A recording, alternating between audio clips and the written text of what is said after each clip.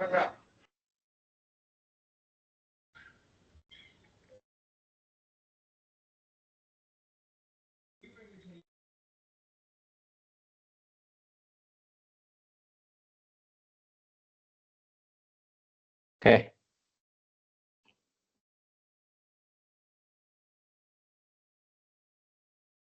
teman-teman, selamat datang di Study Group Mobile Development GDGOC Telkom University.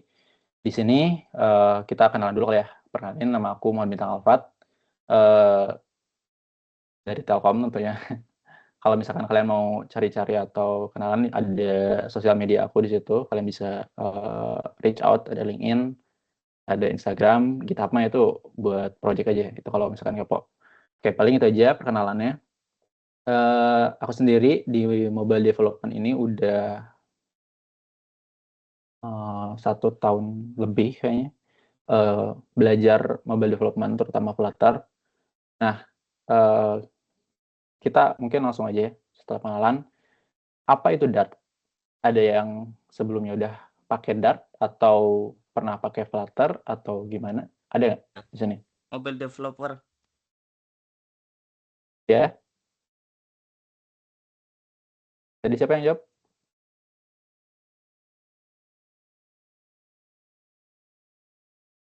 Oh, kayaknya salah ini ya. Oke. Dart itu sebenarnya adalah sebuah bahasa pemrograman yang open source dan juga dikembangkan oleh Google dengan tujuan itu untuk membuat sebuah aplikasi yang multi-platform. Nah, jadi kalau misalkan orang sering bilang, "Bang, kamu belajar Dart pasti bisa Flutter kan?" Itu udah jadi kayak stereotype orang-orang gitu, kayak misalkan, "Oh, kamu bisa Dart berarti bisa Flutter." Padahal sejatinya iya juga gitu, nggak salah ya kan, karena Dart dan Flutter itu kayak ibaratkan, 2 hal yang nggak bisa dipisahkan gitu.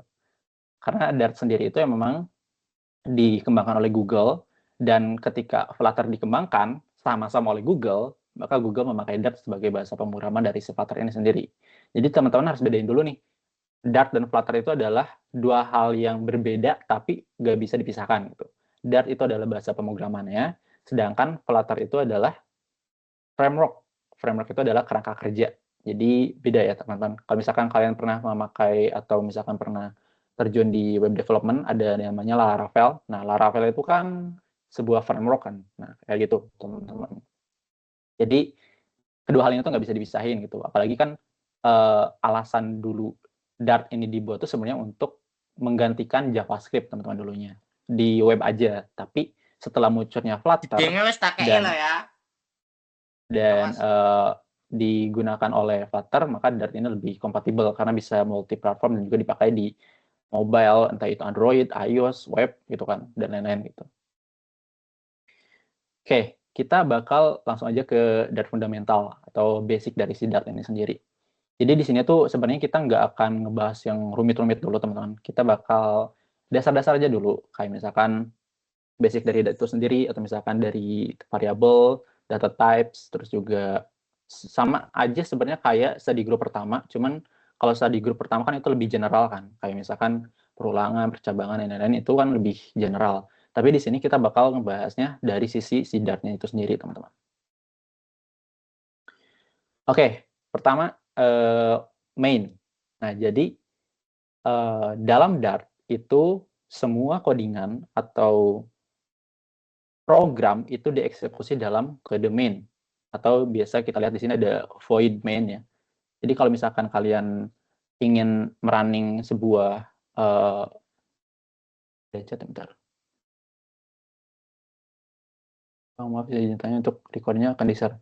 Recordnya nanti di-share ya. Jadi kalian perhatiin dulu aja di sini. Jadi untuk basic dari Dart sendiri itu adalah dia memulai atau mengeksekusi sebuah program atau project itu dengan sintaks seperti ini, itu void main. Karena ketika ada codingan itu, dia akan mendeteksi bahwa ini adalah eksekutor utama dari si program kalian gitu. Maka nanti kalian bikin sebuah function, bikin sebuah method, tetap aja yang dipanggil utama itu adalah void main gitu. Si Dart itu bakal mendeteksi, oh ini ada yang namanya void main, berarti ini bakal dijalankan menjadi eksekutor utamanya gitu. Oke, kita lanjut. Kita masuk ke variables dan juga data types. Nah, mungkin di sini ada yang pernah belajar Java atau mungkin ada yang belajar Go juga kan semester sebelumnya mungkin. Terus juga ada yang belajar bahasa pemrograman lain. Sebenarnya ini mirip-mirip aja ya. Jadi variables dan data type itu sama, pada dasarnya sama di semua bahasa pemrograman, cuman dari pendefinisiannya sendiri yang berbeda. Nah, di Dart itu kita bisa yang namanya mendefinisikan sebuah variables dengan yang namanya var. Misalkan var nama sama dengan bintang. Nah, si nama ini itu dia bakal otomatis terdeteksi sebagai string. Nah, bisa kalian lihat nih di sini. Dia langsung kedeteksikan sebagai string di sini. Jadi ketika kita mendeklarasikan sebuah nama variabel, tapi dia itu tidak didefinisikan secara jelas data type-nya apa, si Dart itu pintar, dia itu bakal mendeteksi sendiri, oh ini tuh ternyata tipe datanya string, karena value dari si nama itu adalah sebuah string kan, di sini pakai tanda kutip. Coba kita ganti ke integer nih, misalkan 9. Nah, lihat. Si Dart itu bakal ngedeteksi lagi kalau sekarang si nama itu ternyata jadi sebuah integer, ya kan? Jadi ini adalah keuntungan atau kelebihan dari bahasa pemrograman Dart, dia tuh apa namanya ya? Bisa ngebaca dan juga nggak kaku lah intinya, fleksibel dengan yang namanya variables atau data type. Tapi kalian juga bisa mendefinisikan langsung dengan data types-nya, misalkan tadi kan string alamat misalkan. Bandung. Nah, jadi ada dua cara ya. Pertama, kalian bisa pakai langsung data types-nya seperti ini, string langsung gitu. Atau kalian bisa menggunakan var. Terus Bang, yang mana yang lebih bagus gitu kan? Sebenarnya kalau misalkan merujuk pada sebuah apa namanya, nggak ada aturannya juga, tapi dalam sisi pemrograman itu lebih baik kalian mendefinisikan sebuah data types-nya. Kenapa? Karena supaya ketika kalian melakukan pemrograman itu nggak bingung. Apalagi dokumentasinya kan kalian harus clean code gitu. Dan juga ini tuh memudahkan kalian untuk membaca si codingannya. Kecuali kalau misalkan kalian membuat sebuah variabel yang memang sebagai penampung untuk value yang sifatnya itu masih random. Kalian nggak tahu itu value-nya itu apa gitu. Nah, kalian bisa menggunakan var gitu.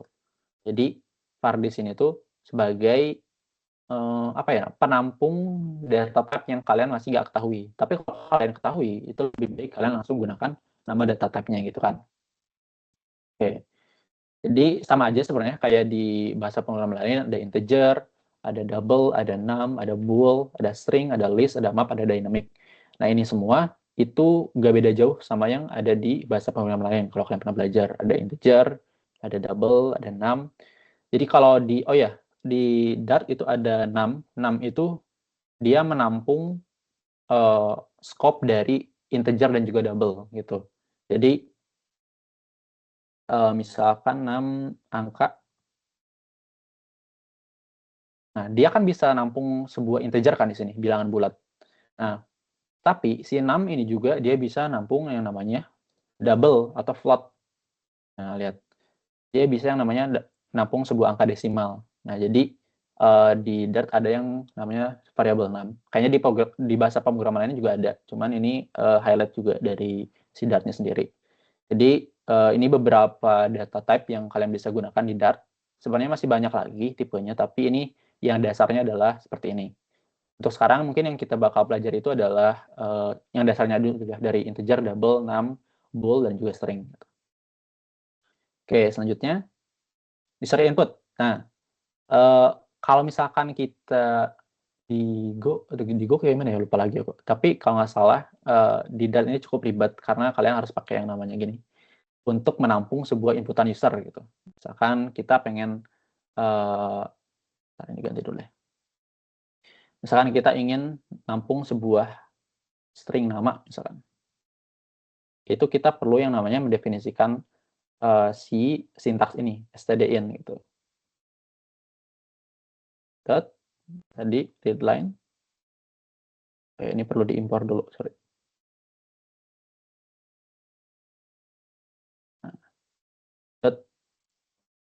Readline sync. Nah, dengan begini, maka nanti si Dart bakal atau si programnya itu bakal meminta inputan dari kita. Misalkan kita di sini mau ngeprint nih, print nama, coba kita run ya. Misalkan tadi bintang, nah maka dia bakal ngeprint bintang di situ. Jadi untuk user input kalian bisa gunain yang namanya ini, stdin.readLineSync, terus pakai yang namanya tanda seru di akhir. Nah ini tanda seru buat apa? Nanti bakal dijelasin lagi di study group selanjutnya. Nah, tapi kalian jangan lupa import dart.io-nya dulu. Kenapa? Karena kalau kalian nggak import, nanti dia nggak akan bisa ngebaca si codingan atau si sintaks stdin ini. Gitu. Itu untuk user input. Oke, lanjut. Kita bakal masuk ke Dart operators. Jadi di Dart juga pasti ada operator ya, karena kan bahasa pemrograman. Sama aja kayak di pemrograman bahasa lain, ada penjumlahan, ada pengurangan, ada oh ya sebelumnya ini ada aritmatika dulu ya, sorry. Ini ada operator aritmatika atau aritmatik. Jadi ya semua penjumlahan, pengurangan, pembagian, perkalian dan lain-lainnya, modulus itu masuk sini gitu. Jadi sama aja seperti di bahasa pemrograman yang lain. Jadi ada beberapa operator yang bisa kalian gunain di sini. Misalkan kita tadi kan punya 6 angka nih. Kita bikin lagi misalkan 6 bilangan dengan 10 misalkan. Terus kita print di sini angka ditambah bilangan. Terus coba kita run. Tadi kita masukin, tadi input dulu ya, input bintang. Nah, maka di Sidat bakal ngejumlahin. Ini basic aja ya, kayak di semua bahasa pemrograman sama kok untuk operatornya. Terus ada juga yang namanya, oh ya, bisa dilihat juga ya, ada modulo, ada pembagian dengan mengembalikan integer, dia ada sintaks ini nih. Aku lupa ini namanya karakter apa, tapi ya pokoknya kayak gitu.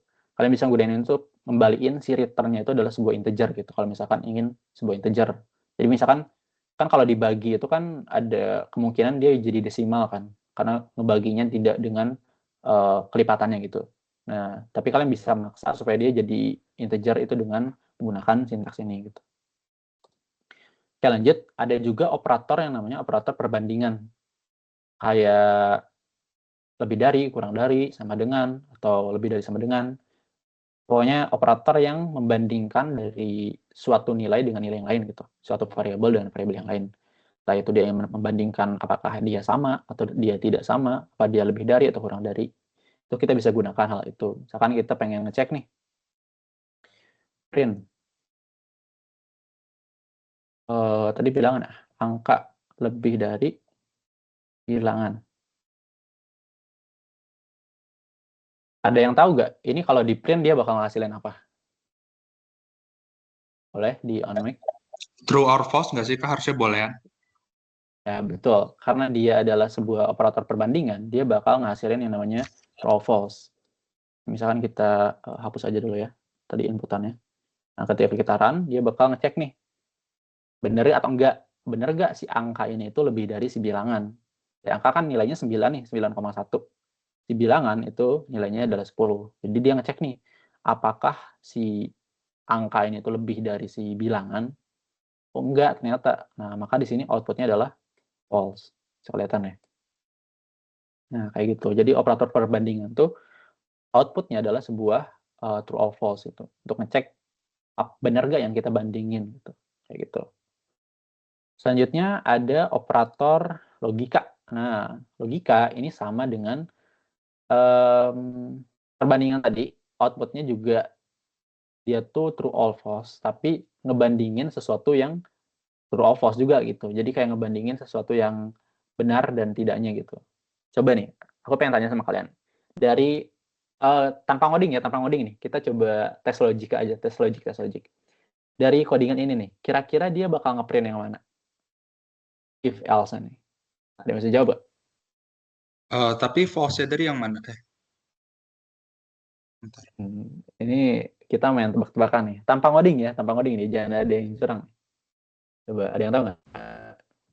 False, Kak. Kayaknya Yang false ya, L. Kak. False. Yang False. else, Yang yang else. else, yang else Yang else maksudnya. masuknya. Yang else. Oke, kita coba ya. Kita coba nih. Jadi if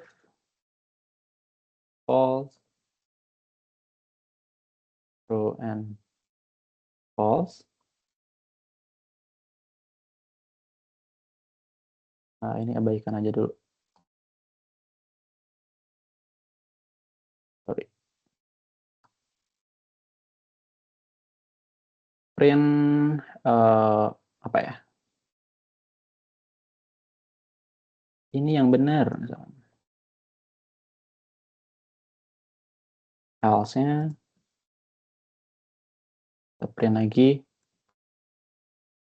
Enggak, ini yang benar. Nah, coba kita run.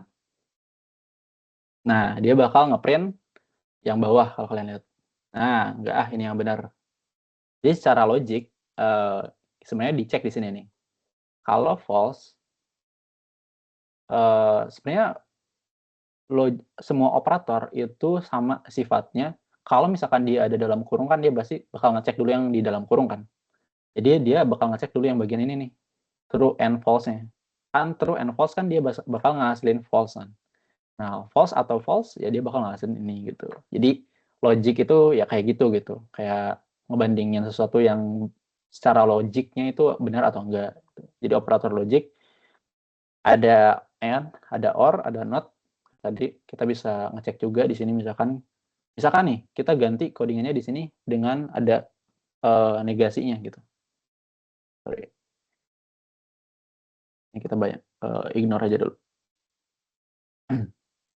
Nah, dengan ini dia bakal ngeprintnya yang if yang pertama ini yang benar. Nah, kayak gitu. Jadi untuk logic kayak gitu ya. Oh ya, sebelumnya kenapa di sini kita harus nambahin komen ini ignore did code karena si Flutter ini lagi-lagi dia tuh bahasa pemrograman yang bisa dibilang cukup pintar ya karena ketika kita nggak pakai ini dia tuh bakal ngedeteksi bahwa ternyata si logic yang else ini itu nggak bakal kepake karena dengan if yang ini aja dia tuh bakal ngehasilin yang ini terus kayak gitu sama aja dengan kalau misalkan kita ngehapus ini.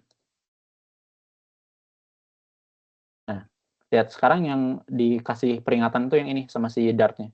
Jadi si Dart itu pintar. Dia tuh ngecek nih, ternyata dari hasil logik yang ini tuh ternyata nggak akan pernah ngeprint yang ini gitu.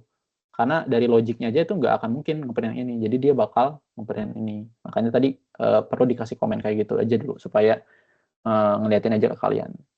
Jadi si Dart itu cukup bahasa yang peka lah sama pemrograman. Oke, lanjut aja. Oke, kita bakal masuk ke exception, tapi sebelum itu ada yang ditanya nggak dari kalian? Dari tadi, mulai dari Dart-nya, operator, juga data type. Kak mau tanya, Kak.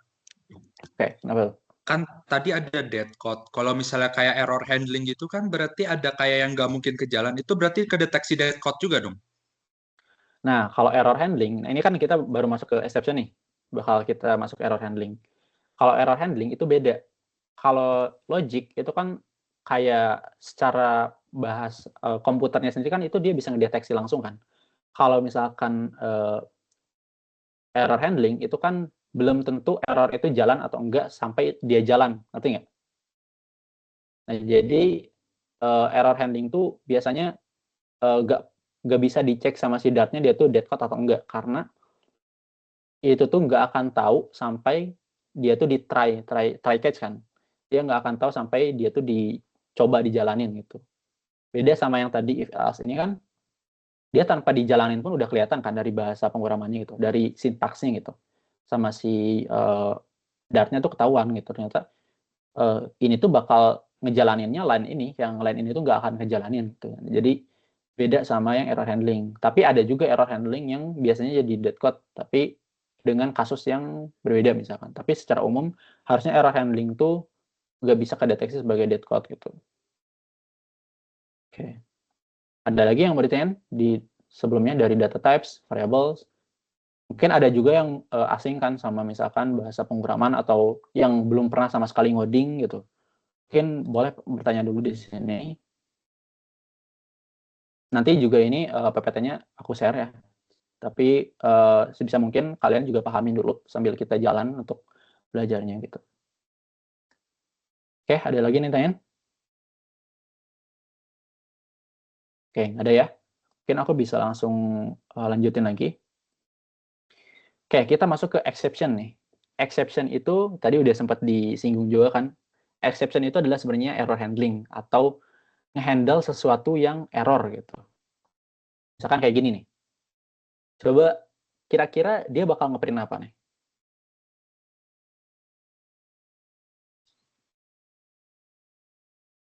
Ayo kita main logic lagi nih.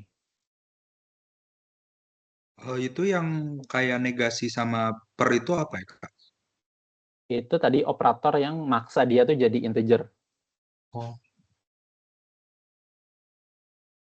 Ini sebenarnya sama aja sama pembagian biasa, cuman dia pengen outputnya itu jadi sebuah integer gitu. Error sih harusnya kayak ini. Error ya. Kita coba aja nih, kita tes. Cannot divide by 0. Integer A sama dengan 7 tadi kan. Integer B sama dengan 0. Sebenarnya kalau misalkan kita bagi kayak biasa kayak gini, itu si Dart udah lagi-lagi bisa ngerti kalau misalkan dia tuh bakal jadi infinity, ya kan? Karena kan 7 dibagi 0, ya pasti infinite gitu kan. Beda lagi kalau misalkan kita maksa nih, si 7 ini tuh pengen dibagi, itu paksanya, pengen dipaksa dibagi gitu. Nah, si Dart itu bakal yang namanya error kayak gini nih. Nah, integer division by zero exception. Jadi, error kayak gini, itu dalam Dart itu sebenarnya dalam semua bahasa pemrograman ya, kayak perlu di-handling.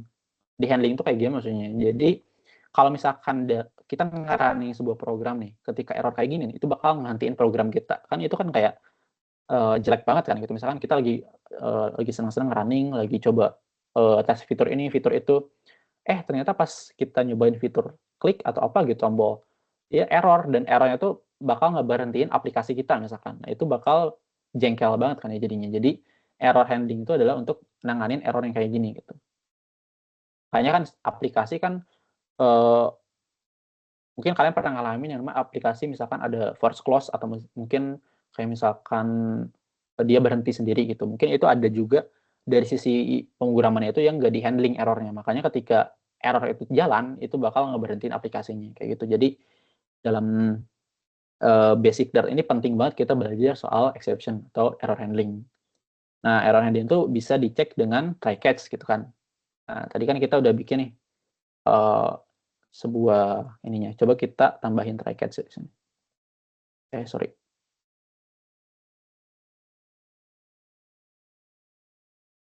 Try catch. Kita masukin ini ke sini. Terus untuk catch-nya kita print aja E-nya. Nah, dengan kayak gini itu bakal menangkap si errornya. Jadi si errornya tuh nggak akan ngebikin si pemrogramannya itu berhenti. Kayak kita cek aja ya. Nih, dia tuh bakal ngerunning yang bawahnya integer. Dia tuh bakal ngerunning message-nya gitu. Jadi nggak akan ngeberhentiin si pemrogramannya. Kan beda nih kalau misalkan kita running, misalkan kita udah try catch nih, kita pengen print lagi di sini. Tes. Nah, dia bakal tetap ngejalanin belum jalan di situ. Dia bakal tetap ngejalanin si tesnya kan di sini. Nah, beda kalau misalkan kita nggak pakai try catch nih. Kita nggak pakai try catch.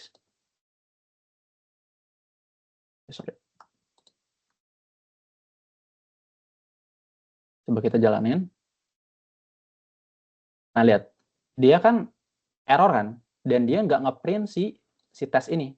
Nah, itu adalah fungsi dari error handling. Jadi, error handling itu ngebikin errornya tuh nggak buat si programmernya berhenti gitu. Jadi, tetap jalan dan juga yang di print itu adalah message errornya. Jadi, dia tuh nggak nge-output si errornya kayak gimana, tapi dia cuma nge-print message-nya kayak gimana. Mungkin kalian pernah lihatnya kayak gini. Misalkan di sebuah aplikasi, misalkan aplikasi apa gitu, dari register misalkan yang harus di-input itu adalah sebuah nomor HP, tapi kalian malah nginputnya adalah sebuah alfabet gitu. Nah, harusnya di situ ada error handling tuh di situ. Kalau misalkan dari text field yang kalian inputan itu ternyata bukan sebuah number, itu bakal error di situ. Biasanya ada pesan nih, silakan input angka atau apa gitu kan. Itu termasuk dalam error handling kayak gitu. Nah, jadi tadi error handling itu fungsinya adalah untuk membuat error dalam aplikasi kita itu bisa ditangani gitu. Jadi nggak akan ngebuat si programnya berhenti, si aplikasinya berhenti kayak gitu. Oke, jadi nah terus juga di sini ada yang namanya finally. Finally itu cuman opsional kalau misalkan kalian pengen ngecek ini itu jalan atau enggak si try catch-nya gitu. Jadi finally itu kayak mau dia error, mau dia enggak error, dia bakal tetap dijalanin gitu. Di final itu kayak udah kayak mau jalan mau enggak, mau ada error mau enggak, ini bakal tetap dijalanin gitu. Kita cek ya. Tapi final ini tuh opsional, jadi meskipun nggak ada finally juga nggak apa-apa gitu. Tapi ini buat ngecek aja error atau enggak. Misalkan ini kan dia error kan, integer division by zero exception, berarti kan dia nge-catch yang error ini kan. Coba misalkan ini kita nggak buat error nih.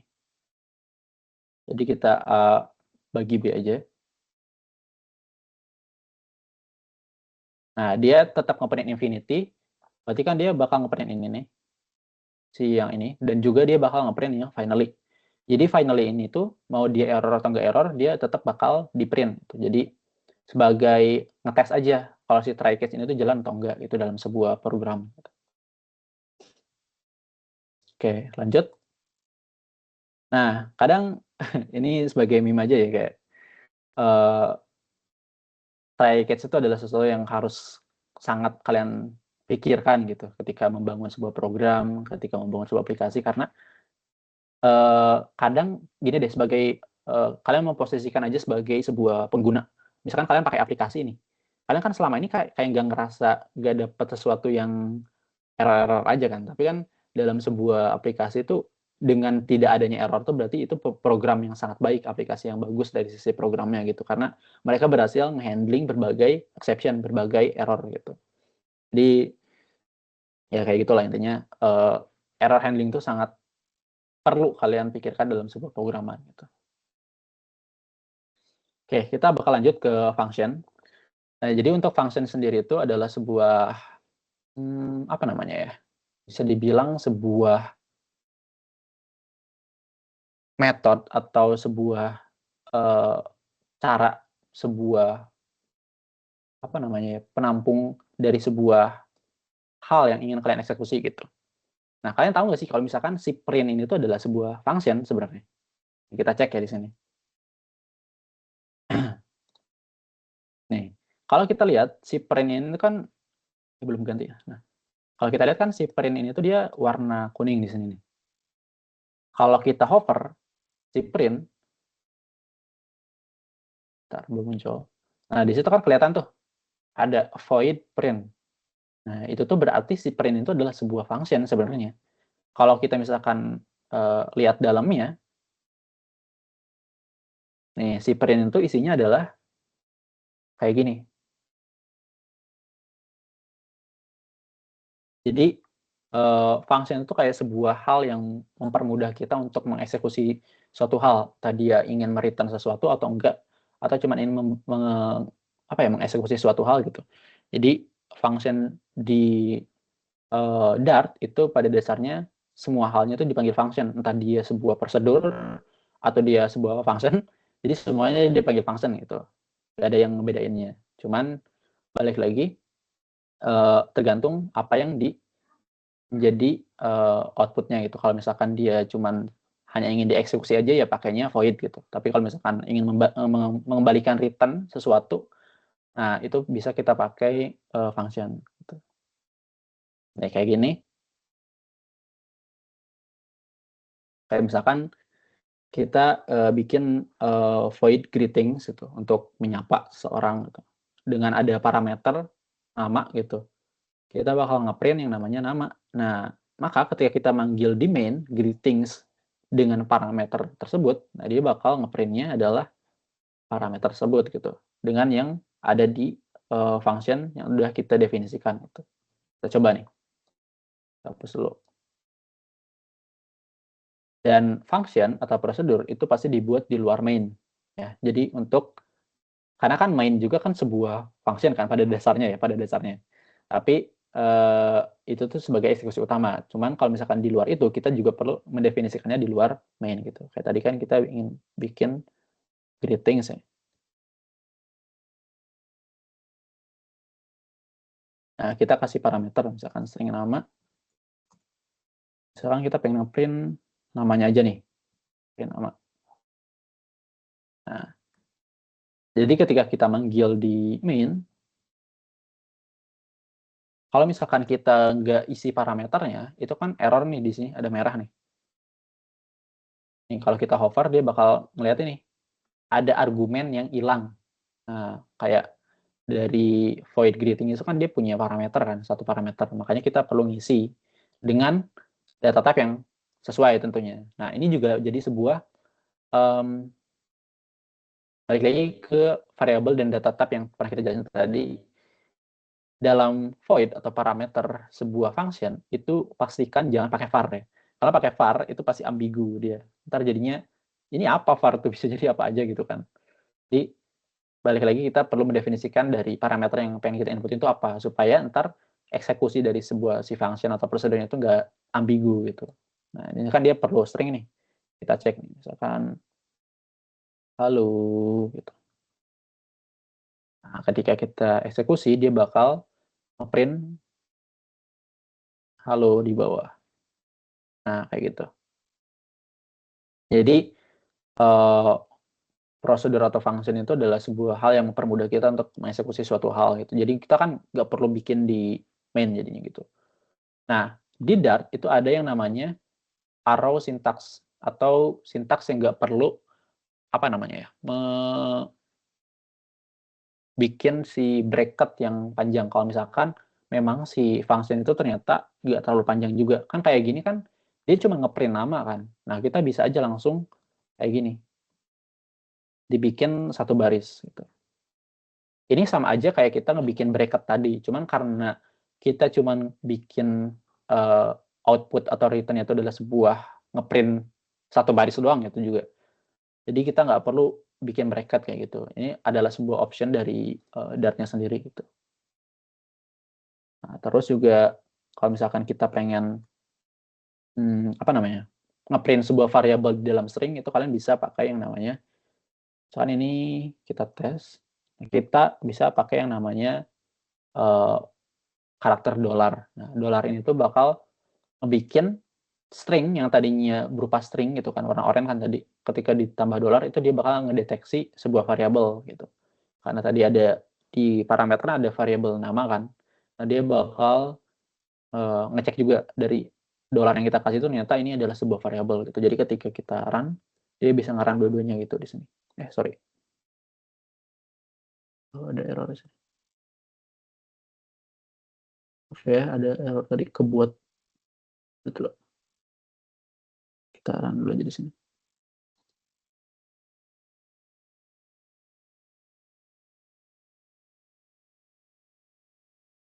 Nah, ketika kita run, maka dia bakal ngeprint dua-duanya. Dia bakal ngeprint string-nya dan juga ngeprint variabelnya gitu, kayak gitu. Kalian bisa gunain. Jadi di dalam string atau di dalam kutipnya tuh kalian bisa pakai yang namanya tanda dollar sign gitu. Oke. Nah, jadi ada opsional ya, kalian bisa gunain yang tadi bisa pakai bracket kayak gitu. Kalau misalkan emang fungsinya panjang, atau kalian bisa ngeprint langsung pakai yang namanya raw syntax yang kayak gini nih, sama dengan lebih dari. Nah, dia bakal langsung ngeprint baris itu gitu. Nah, kalau function balik lagi ada yang bisa di wait value dan juga enggak gitu kan. Nah, kalau misalkan emang ada return-nya itu kayak biasa kita bikin sebuah tipe dari sebuah function tersebut adalah data type yang pengen kita return gitu. Misalkan kita pengen return sebuah string tadi atau integer deh. Atau double aja ya. Sorry. Sekarang double jumlahan deh. Misalkan integer A, integer B,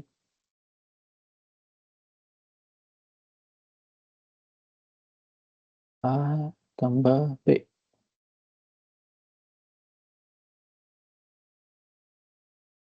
Sorry, salah. Nah,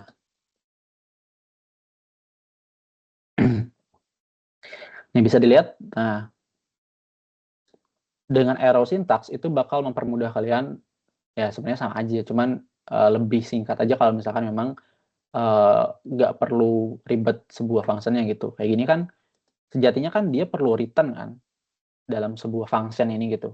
Kalau misalnya kita pakai method biasa, itu kan dia perlu return nih. Nih. Kalau kayak gini kan dia bakal error nih. Dia bakal nanyain, mana ini return-nya? Karena kan ini sebuah function gitu. Sebuah function yang ada return value-nya gitu. Mana gitu. Nah, si Dart-nya itu bakal nagih gitu. Nah, makanya perlu yang namanya return.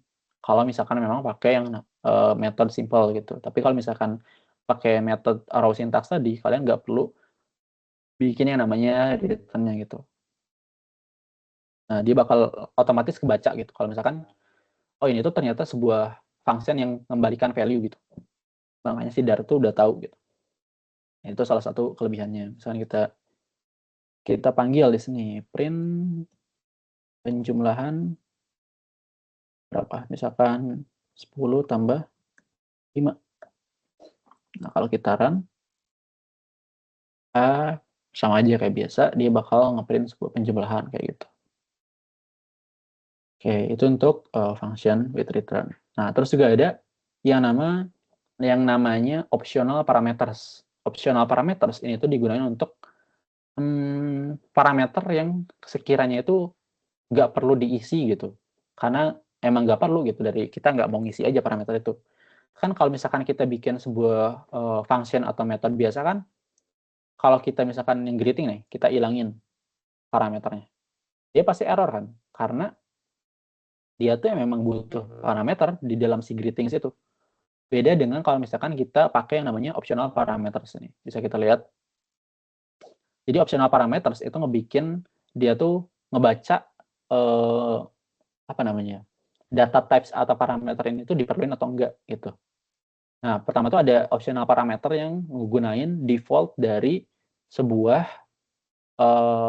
return. Nah, misalkan nih, kalau kita lihat kan di sini ada function greet user. Di greet user ini kan ada 3 parameter, ada nama, ada usia, sama gender kan. Tapi ketika kita panggil di main, itu kita cuma panggil satu variabel doang, satu parameter doang, yaitu si nama gitu kan. Sedangkan si usia dan si gendernya itu tidak dimasukkan ke dalam parameter yang ada di main. Nah, itu bakal ngebikin default dari si perintannya itu adalah dengan variabel yang udah atau value yang udah kita input. Kayak misalkan kita kan di sini cuma ngeprint greet user dengan parameter nama doang kan. Nah, nanti dia tuh bakal ngeprintnya itu adalah hello name atau hello, namanya kan Alphatosi, hello Alphatosi, your age, itu dia bakal ngeprint itu dengan umur yang udah kita isi di parameter. Kan di situ kan kita tambahin 0 tuh. Nah, itu juga gendernya unknown di situ. Nah, maka ketika kita print itu dia bakal ngeprintnya itu si namanya doang. Sedangkan sisa parameternya itu bakal pakai yang default. Kita coba ya. Misalkan kita di sini nama dan usia ya, tambahin. Terus, halo, aku, usiaku. Nah, kalau misalkan kayak gini, itu kan dia bakal error nih si greeting sini nih. Karena dia perlu yang namanya parameter atau perlu apa namanya, amunisi lah kalau misalkan kita ibaratin ya. kayak perlu sebuah amunisi untuk diisi dalam parameter si function tersebut gitu. Nah, kalau misalkan kita isi cuman nama doang misalkan tadi, dia tetap bakal error karena dia tuh punya 2 parameter atau 2 amunisi yang perlu diisi gitu kan. Makanya dia perlu diisi juga gitu sama yang namanya parameter satu lagi, yaitu integer buat umur gitu. Nah, beda lagi kalau misalkan kita pakai optional parameter. Nah, optional parameter itu kita bisa tambahin di dalam parameternya itu dengan kurung siku kayak gini. Nah, ketika kalian tambahin kurung siku, itu variabelnya bakal error karena ketika kalian pakai kurung siku, itu harus di default dari value dari si variabel tersebut. Kan nama gitu. Umur 0 misalkan. Nah, kayak gini, kalau misalkan kita hapus nih 10. Nah, dia nggak bakal error karena dia udah di-set. Kalau si greetings-nya itu cuma diisi parameternya cuma 1, si nama doang, dia tuh bakal otomatis nge-return umurnya itu adalah 0. Coba kita print ya. Nih, kalau aku bintang, usiaku 0. Karena ketika diisi parameternya itu cuma parameter nama doang gitu. Sama misalkan kalau kita isi parameternya itu adalah sebuah, oh ya, sama dia tuh nggak bisa asal kita naruh parameter kan kalau di sini kan ada parameter nama dan juga umur kan, yang mana keduanya itu adalah beda data type dan juga beda posisi. Nah, ketika kita misalkan pengen, Bang, gimana kalau misalkan saya pengen optional parameternya itu ngeprint si apa namanya, si umurnya doang gitu. Nah, dia itu nggak bisa. Kenapa? Karena posisi dari parameter pertama dari si function greetings ini itu kan adalah sebuah nama kan. Nah, jadi ketika kita mau ngeprint nama, itu bakal error karena posisi yang pertama yang perlu kita isi itu adalah sebuah string gitu. Makanya kita di sini nggak bisa. Nah, itulah ada optional parameter kedua. Kalau kita lihat di sini, optional parameter kedua, dia tuh nggak perlu yang namanya, apa namanya ya, value. Nggak perlu yang namanya isi dari si variabel tersebut. Cukup kita tambahin tanda tanya atau nullable dari si data type tersebut gitu. Nah, dengan nambahin hal tersebut, itu tuh bakal ngebikin si variabelnya itu jadi tanda tanya gitu. Ini perlu diisi atau enggak? Nah, si Dart tuh bakal mikir kayak gitu. Jadi ketika kita tambahin tanda tanya, si Dart tuh bakal mikir, ini tuh parameternya perlu diisi atau enggak? Nullable karena di situ ada tanda tanya itu sebagai nullable. Nullable itu artinya bisa aja parameter tersebut tuh kosong atau tidak diisi gitu. Nah, kalau di sini kan dengan kayak gini, kalau kita lihat kita bisa ngasih yang namanya apa namanya? Variabel yang udah kita buat gitu. Di sini kan nama nih. Sorry. Ya benar. Karena tadi kan nama.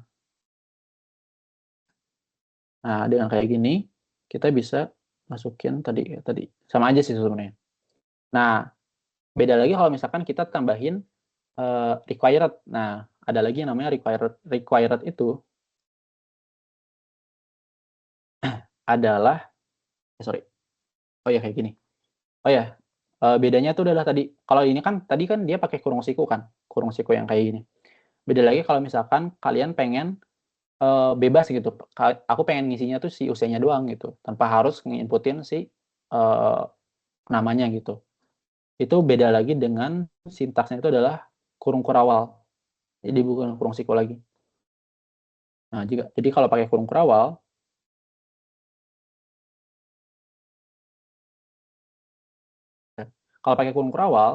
itu kita bisa mendefinisikan si umur doang dengan kita melibatkan si variabel dari si greeting tersebut. Nama variabelnya kan di sini age ya atau umur gitu.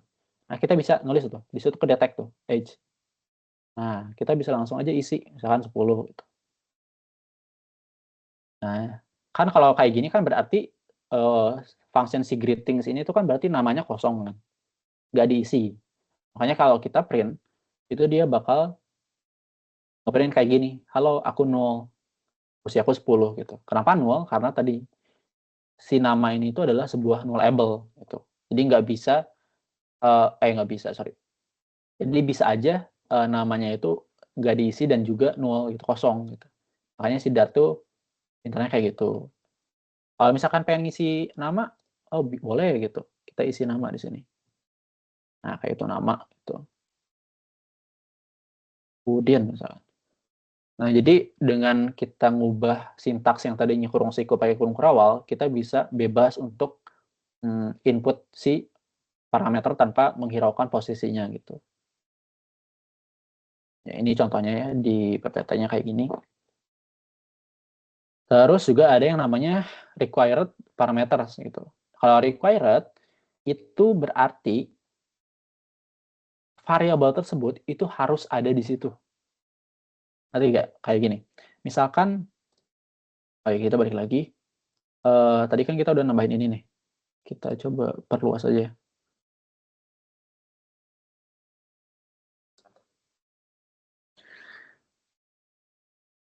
Nih, kita kan di sini sebuah variabelnya itu kan nullable dan juga dia tuh bebas mau diisi atau enggak kan. Tapi ketika kita nambahin yang namanya required,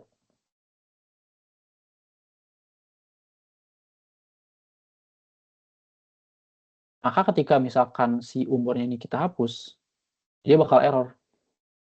Kenapa? Karena di sini kalau kita lihat errornya kenapa? The name parameter age is required atau dibutuhkan gitu. Nah, ini tuh bisa jadi sebuah apa namanya ya? Apa namanya? Cara supaya kalian tuh dalam sebuah program tuh nggak lupa gitu. Misalkan kalian bikin sebuah function sesuatu gitu, dan kalian pengen supaya nggak error, supaya nggak diingetin sama si bahasa pemrogramannya itu, kita bisa tambahin required. Karena ketika tambahin required, si apa namanya, si bahasa pemrograman itu bakal nagih gitu. Si Dart itu bakal nagih, mana ini gitu kan. Kan kamu bilang di situ kan required, berarti kan dibutuhin gitu. Makanya ketika kita kayak gini, kita perlu nambahin age supaya nggak error gitu. Nah, required jangan pakai nullable ya, karena kan dia udah required nih. Tapi masa dia nullable gitu kan. Jadi kalau misalkan pakai required, dia udah harusnya nggak nullable gitu, karena kan dia udah dibutuhin, jadi nggak mungkin kosong. Kecuali memang kalau misalkan dari misalkan kita pengen ngambil datanya itu dari sebuah API atau database lain, itu bisa aja nullable. Karena kan kita nggak tahu tuh yang di-return oleh si API atau database itu apa gitu. Nah, itu bisa pakai nullable. Tapi cuman kalau misalkan sekedar function biasa, itu nggak perlu pakai nullable kalau misalkan udah pakai required kayak gitu. Itu untuk sebuah parameter, function, dan prosedur. Oke, selanjutnya kita bakal bahas control flow. Kalian ada pertanyaan atau enggak sejauh ini? Boleh kalau misalkan ada pertanyaan mengenai tadi apa kita bahas? Exception dan juga parameter function. Kak mau tanya, Kak. Tadi kalau print berarti harus tetap seluruh daerah yang print itu harus ketik satu ya? Biar dia Betul. jadi string. Iya, betul. Jadi kalau misalkan kita pengen ngeprint keseluruhan tuh, pembatasnya tuh adalah di si kutip ini. Kalian bisa nih. Nah, jadi depan dan belakang tuh si variabelnya tuh ada di dalam si kutip gitu. Kalau nggak pakai dolar, itu dia bakal ngebacanya itu adalah sebuah string gitu. Tapi kalau kita tambahin $sign, dia bakal mendeteksi kalau itu tuh adalah variabel kayak gitu. Tapi itu keseluruhannya di wrap atau dibungkus sama string gitu, atau sama kutip, sorry. Tuh. Itu untuk function ya, teman-teman. Ada pertanyaan untuk function dan juga exception yang udah kita buat tadi?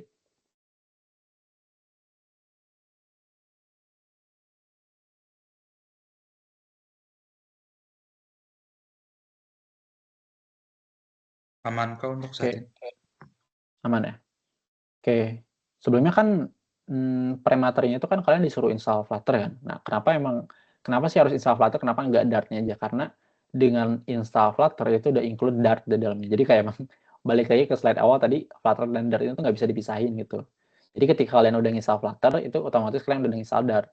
Cuman kenapa aku rekomendasiin buat install Flutter? Karena kedepannya kalian bakal pakai Flutter dan kalau bisa tuh dari sekarang kalian coba gitu, apakah di device kalian itu jalan atau enggak si Flutter-nya gitu, atau si Dart-nya lah minimal.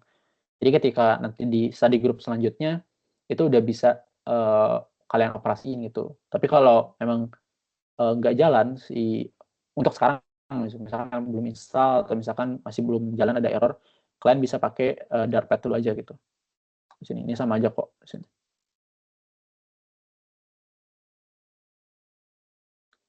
Kayak gini Dartpad.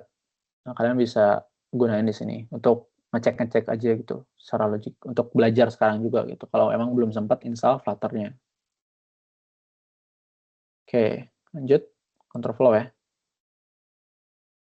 Kita sampai jam 11.30. Oke, kita cepatin aja nih. Control flow itu sama aja dengan bahasa pemrograman lain. Ada percabangan, ada perulangan, dan lain-lain. Percabangan sendiri ya sama aja, ada if else. Nah, kalau if else itu dia cuma ngecek satu kondisi atau satu cabang gitu. Jadi dia itu cuma ngecek ini tuh benar atau enggak. Ya udah kalau benar berarti bakal dijalanin. Kalau enggak ya udah gitu.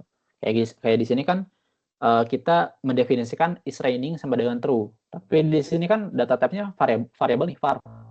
Berarti untuk data type-nya sendiri si Dart itu bakal otomatis mendeteksi kalau ini tuh adalah sebuah boolean gitu. Nah, dia tuh kan di sini bakal ngeprint nih, bakal cabut dulu ke kampus nih.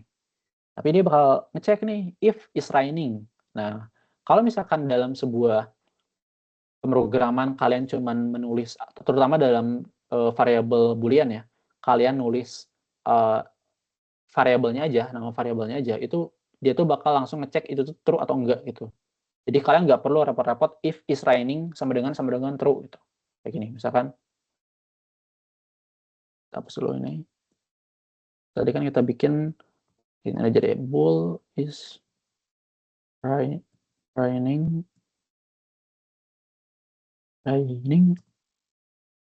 sama dengan true. Nah, di sini kalian nggak perlu yang namanya if is raining sama dengan true kayak ini. Itu bikin lebih kompleks aja sih. Sebenarnya nggak masalah juga, tapi kalian dengan nulis variabelnya aja, itu dia otomatis bakal ngedeteksi kalau itu tuh true atau enggak gitu. Nah, kalau true dia bakal ngeprint hal ini gitu. Misalkan print Jan, misalkan. Gitu. Kita print payung. Nah, jadi kalau misalkan true, dia bakal apa namanya? Mengeksekusi di dalam si if else tersebut itu. Sebenarnya dari tadi kan kita juga udah ngebahas if else ya, jadi harusnya gampang aja di sini. Kalau false ya dia nggak akan eksekusi gitu. Oh, lihat. Kalau kita false, si Dart-nya lagi-lagi dia bakal printer nih, dia bakal deteksi, oh ini tuh dead code gitu. Karena ya dia nggak akan nge-print ini gitu. Buat apa gitu. Dia bakal langsung nge-print ini. Itu balik lagi kayak tadi di awal. Oke, terus juga ada yang namanya if else. Dengan tadi kalau misalkan kan tadi kalau if yang pertama dia cuma ngecek satu kondisi kan. Terus ada if else yang ngecek dua kondisi. Kalau kondisinya itu dia bisa pakai if dan juga else gitu. Kalau misalkan if ya dia bakal ngeprint yang si if-nya itu. Kalau misalkan else dia bakal ngeprint si else-nya gitu. Kayak di sini kalau dari sini coba secara logik dia bakal ngeprint yang mana?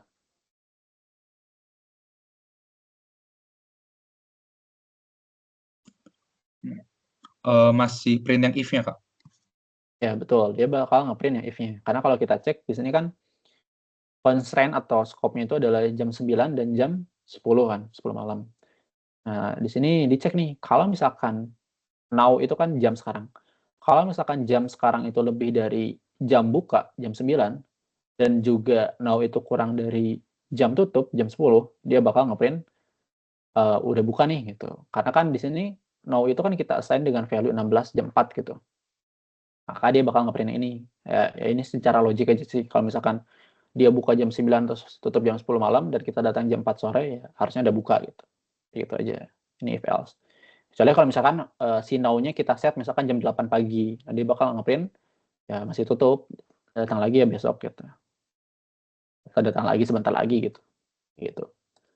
Terus juga ada if else buat multiple option. Jadi kalau misalkan kalian punya banyak option, itu kalian bisa pakai if else if gitu. Ya, pokoknya sampai banyak aja gitu. Nah ini kayak tadi kita bisa bikin sebuah function.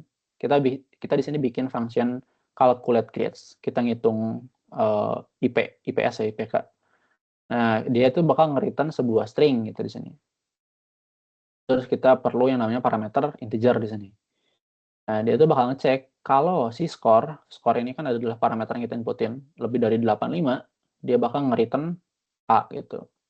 Kalau skornya lebih dari 75, B. Kalau skornya lebih dari 65, C gitu. Nah, ini bisa jadi opsional buat if, else, if-nya gitu. Jadi kalau misalkan ada multiple option, kalian bisa pakai kayak gini gitu. Nah, ketika kita panggil function-nya di main, dia bakal nge-print nih. Dia bakal nge-print IPK kamu semester ini, terus kita panggil variabelnya kan, variabel ya, pokoknya nama sebuah fungsinya di sini. Makanya di sini kita pakai $sign ya. Nah, dia bakal langsung nge-calculate si skornya gitu. Harusnya di sini dia nge-print skornya A ya, karena kan di sini 85 nih. Nah, kayak gitu. Ini untuk percabangan yang memang membutuhkan banyak option gitu. Nah, ada yang namanya conditional expression. Mungkin kalian udah ya udahlah ya itu if else juga gue tahu gitu kan, kayak tiap hari juga secara logik gitu kan, if else itu kan tahu. Tapi ada juga cara bahasa pemrograman tuh kalian bisa mendefinisikannya tuh dengan conditional expression, di mana kalian tuh nggak perlu ngecek if else-nya. Tapi conditional expression ini tuh cuma bisa jalan dalam dua percabangan, alias if else doang. Nah, kayak misalnya tadi kita bikin ini nih. Apa tadi? Open OR. Open-nya kita set misalkan jam 10. Terus close-nya kita set jam 11. Nah, kita pengen ngeprint ini tuh bisa atau enggak gitu. Nah, kita bisa, oh ya belum namanya, for now misalkan jam 9. Nah, kita kan kalau secara default kan pakai ini kan, kayak gini, if else yang kayak gini. Nah, ini tuh nggak ribet juga ya, benar juga gitu. Tapi ada juga cara lain yang mempermudah gitu kan. Lagi-lagi Dart itu bahasa pemrograman yang sangat mempermudah, sangat memanjakan apa ya, developernya gitu. Jadi kalian dikasih banyak opsi buat explore dari codingan kalian itu. Kita pengen ngecek nih, ini udah buka atau enggak nih. Kita bisa nge-print var status. Si status ini tuh bakal diisi oleh variabel atau value dari pengecekan yang udah kita jalanin. Makanya kita ngecek nih di sini. Misalkan tadi var now lebih dari open dan now kurang dari sama dengan open, tanda tanya. Nah ini tuh sama aja dengan if else yang tadi sebenarnya, cuman dibikin atau diinputkan ke dalam satu variabel gitu. Nah si status ini tuh bakal ngecek si now dan open ini tuh tanda tanya kan. Nah ini tuh kayak ibaratin kita nanya ke si Dart-nya, Dart, aku pengen ngisi si status nih dengan kondisi kalau misalkan dia true, dia bakal nginputin si open atau si status itu bakal diisi oleh open gitu. Nah kalau false dia bakal ngeprintnya si close atau diisi dengan close. Nah, makanya kalau kita print di status di sini,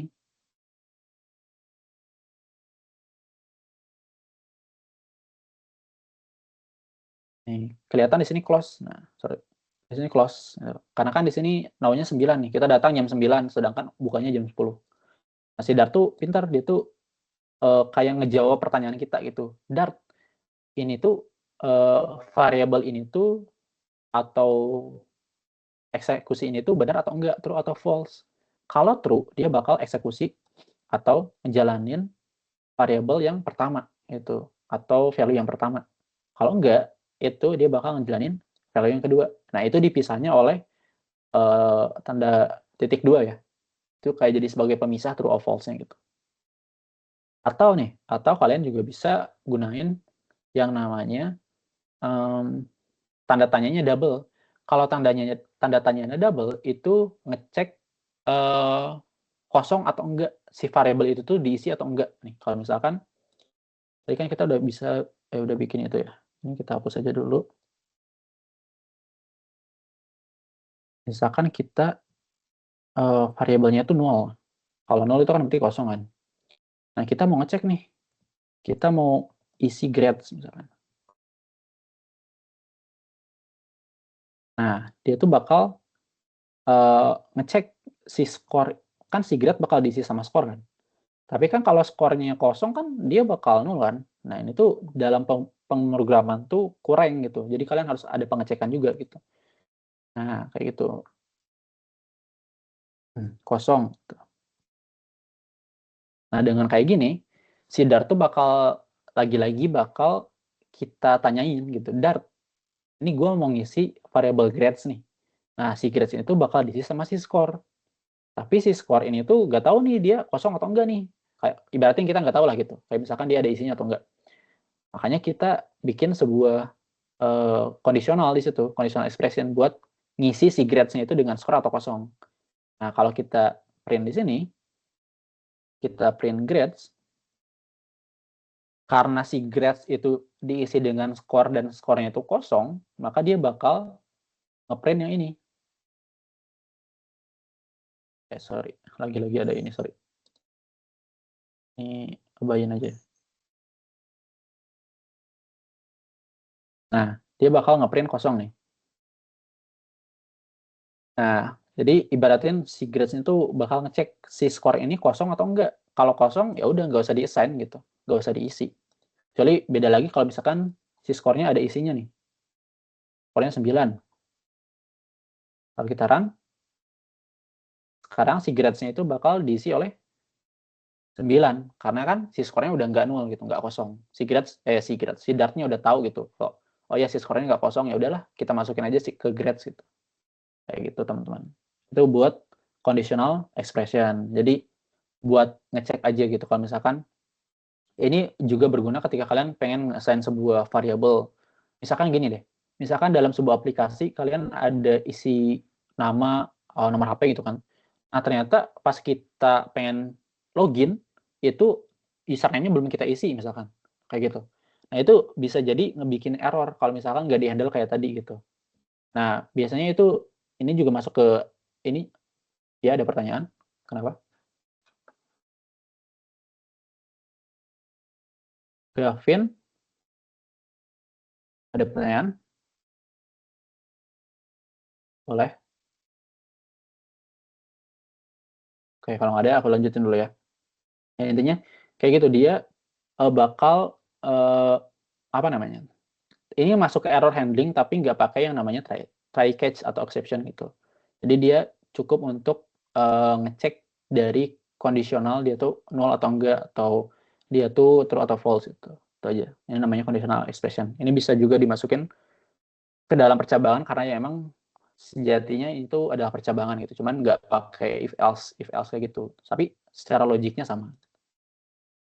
Nih, kalau misalkan kita mikir dulu nih, kalau misalkan kalian disuruh nih, tolong beliin ke pasar 1 botol minyak goreng. Kalau ada telur, ambil 6. Jadi kalau kita logika programmer pasti mikirnya kayak, oke, aku bakal ke pasar sekarang. Kalau misalkan ada minyak goreng, aku bakal beli minyak goreng. Tapi kalau misalkan ada telur, kayaknya kita ambil 6 gitu. Logika programmer tuh pasti mikirnya kayak, ya udah kalau misalkan karena kita mau beli minyak goreng, dan kalau misalkan ada telur, bakal ambil 6 gitu, ambil 6 minyak goreng. Padahal kan sederhananya kan kita cuma disuruh buat beli minyak goreng dan juga kalau ada telur ya ambil 6 gitu. Malah secara logik tuh kayak ya udah gitu.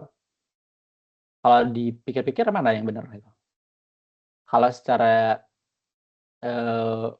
apa namanya, logika ya sebenarnya yang sederhana tuh udah benar gitu. Kalau misalkan kita pasar dan ada minyak, ya udah kita beli minyak. Dan juga kalau ada telur, ya udah beli telur gitu. Terus kalau yang ini berarti salah dong Bang, yang misalkan kita beli 6 minyak goreng, ya nggak salah juga sebenarnya, karena deskriptif dari user atau kliennya itu nggak jelas juga gitu. Nah, itulah pentingnya kita mendeskripsikan sebuah keinginan klien, kayak klien tuh pengennya kayak gimana gitu. Nah, kalau kita lihat di sini kan dia bakal yang kiri itu dia bakal apa namanya nih? Belinya tuh si minyak doang nih. Sedangkan yang kanan tuh dia bakal beli juga si telur gitu. Secara struktur kan dia hampir mirip kan, cuman beda di if else-nya aja gitu. Dia itu percabangan. Jadi perhatikan lagi logiknya. Jadi percabangan itu kan emang ngandelin logik banget itu. Jangan sampai kalian ngebikin percabangan atau if else yang ambigu gitu. Kayak gini kan ini ambigu kan, kayak perintahnya itu. Kayak beli minyak goreng, tapi kalau ada telur ambil 6. Ambil 6 tuh ambil 6 apa gitu, nggak jelas kan. Nah itu ambigu. Jadi ketika kalian mendefinisikan sebuah pemrograman harus ada kejelasan itu. Oke lanjut. Switch case. Ada yang tahu nggak switch case apa? Atau pernah pakai gitu? Kayak buat kayak if else lagi Pak, Kak, cuman buat pindah-pindah aja sih switch. Jadi ngepindah-pindah pakai pilihan biasanya. Sesuai case-nya. Betul. Tuh, jadi pada dasarnya kalau secara ini sorry, kepencet. Pada dasarnya apa sih perbedaan if else dan juga switch case gitu? Ya nggak ada gitu, nggak ada pembedanya gitu. Karena ya sama sejatinya. Kayak if else dan switch case itu sama-sama menangani percabangan pada dasarnya. Cuman yang paling membedakan itu adalah kalau switch case itu dia cuman menangani yang namanya value assign atau dia tuh cuman ngandelin ini tuh benar atau enggak. Dia tuh nggak bisa ngebandingin sebuah range. Kayak tadi kan ada if else buat kita ngecek kita tuh ada di range berapa dari yang tadi yang jam yang ini. Sorry. Nih, yang open hour sama close hour kan dia itu kan sebuah rentang kan. Kita kan pengen ngecek kalau si now ini tuh ada berada di antara rentang tersebut. Nah, switch case itu nggak bisa ngelakuin hal tersebut gitu. Jadi dia tuh cuma bisa ngecek value dari variabel tersebut atau yang pengen kita cek tersebut. Kayak di sini kan kita switch-nya itu adalah dengan operator. Operator itu kan default-nya tuh diisi dengan tanda plus kan di sini. Nah, tapi ada juga case-case tertentu kalau misalkan ternyata case-nya itu ada juga minus atau case-nya itu dikali, case-nya itu dibagi. Nah, itu masuk ke dalam case switch case itu kayak gitu. Tapi kalau misalkan operatornya nggak ada apa-apa, default-nya itu dia bakal ngeprint kalau operatornya itu tidak ditemukan kayak gitu. Jadi switch case itu sebenarnya pada dasarnya mirip dengan if else, malahan kayak mereka tuh sama aja gitu. Cuman pembedanya itu adalah dari segi kegunaannya aja. Kalau switch case itu biasanya digunakan untuk operator yang memang variabelnya tuh udah konstan kayak gitu, nggak akan berubah, nggak akan apa, nggak akan dibandingin, nggak akan di apa-apain gitu. Jadi operatornya itu udah pasti jelas kayak gitu. Nah terus selanjutnya ya inilah kayak gitu apa pembedanya gitu kan kayak orang selalu pikir kayak kenapa sih kamu pakai if else gitu, kenapa nggak pakai switch function aja gitu kan if else jelek gitu, kayak panjang banget. Memang kayak kegunaan atau kelebihan lain dari switch case itu adalah ya lebih rapi aja kelihatannya gitu kayak gitu. Oke, selanjutnya kita masuk ke perulangan. Kayak tadi kan udah percabangan nih, kita masuk perulangan. Nah di perulangan ini ada yang namanya ya sama aja ya for loops. Jadi untuk for loop sendiri itu adalah perulangan yang udah kita ketahui batasnya. Kayak ibaratnya kita pengen ngulang sampai berapa kali itu kita udah tahu gitu. Kita bisa cek di sini. Misalkan kita pengen ngulang dari 0 sampai 10 gitu. Nah, dia bakal terus ngeprint 0 sampai 10 kali gitu. Kalau user 1 2 3 gitu sampai 10. Nah, ada juga while do atau do while gitu. Kalau while do atau do while itu dia bakal ngeprintnya tuh sampai kondisi tersebut terpenuhi. Kayak gini. Di sini kan ada while i kurang dari 10 dan negasi found atau tidak ditemukan gitu. Tidak ditemukan. Dan ditemukan karena kan di sini found-nya kan di set false kan. Nah, kalau misalkan dia itu masih kurang dari 10 dan juga masih belum ditemukan, dia itu bakal terus jalan kan. Karena while selama si i atau iteratornya itu kurang dari 10, dia bakal terus jalan. Dan juga selama dia ditemukan, nggak ditemukan, dia bakal terus jalan gitu. Nah, makanya di sini dia bakal print i tersebut. Karena kita, misalkan di sini kita ngecek nih, secret number atau angka yang pengen kita cari itu ada 5 misalkan. Nah, misalkan di sini karena ketika secret number-nya ketemu, ketika if sama dengan secret number, itu bakal si found-nya itu di-set sama dengan true. Jadi walaupun misalkan i-nya baru 5, tapi karena kondisi si found itu udah true, dia akan berhenti berulang gitu. Perulangannya bakal berhenti. Beda sama for loops tadi. Kalau for loops kan meskipun dia udah ditemukan, dia bakal terus jalan gitu. Karena kondisinya itu kalau for loop itu adalah iterator atau iterasi yang udah diketahui sampai batasnya sampai berapa gitu. Kayak gitu. Kalau while do, nah kayak tadi, kalau do while itu kebalikan dari while do. Kalau while do itu kan selama dia seperti ini, dia bakal melakukan hal itu. Tapi kalau do while, itu dia bakal melakukan hal itu selama hal tersebut bernilai true. Nah, paham nggak di sini perbedaannya? Jadi perbedaan dasarnya ya udah. Kalau while do dan do while ya kayak gini. Jadi selama kalau while do itu dia bakal terus jalan. Dia tuh bakal ngecek dulu kondisinya baru jalan. Beda sama do while, dia tuh pasti ngejalanin dulu baru ngecek gitu. Jadi pembedanya itu ada di situ gitu. Nah, kalau pembeda for loop dan while loop ya kayak tadi. Kalau misalkan si while loop ini nggak didefinisikan sebuah sebuah pemberhentinya, sebuah kondisi yang bisa ngerubah pengecekannya kayak gini. Dia tuh bakal terus infinitive loop gitu. Jadi bakal terus running.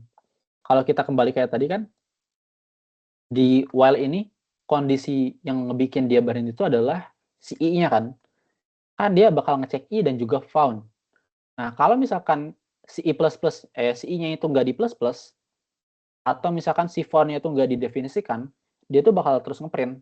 Jadinya infinitive loop gitu. Karena nggak ada yang ngeberhentiin hal tersebut gitu. Makanya kalau while dan do while itu perlu yang namanya